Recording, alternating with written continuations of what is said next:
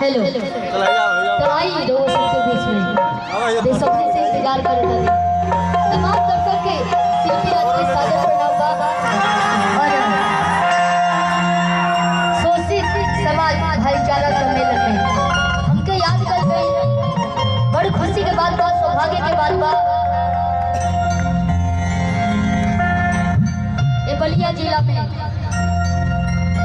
बहुत दिनों बाद करीबन 3-4 साल बाद हम बलिया जिला में फिर से कार्यक्रम करें और सबके स्वागत बा हमरा तरफ से।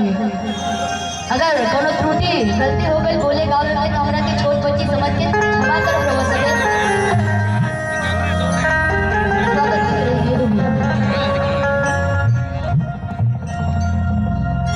हेलो हेलो थोड़ा सा लेवल बढ़ा दीजिए माइक पर। Hello hello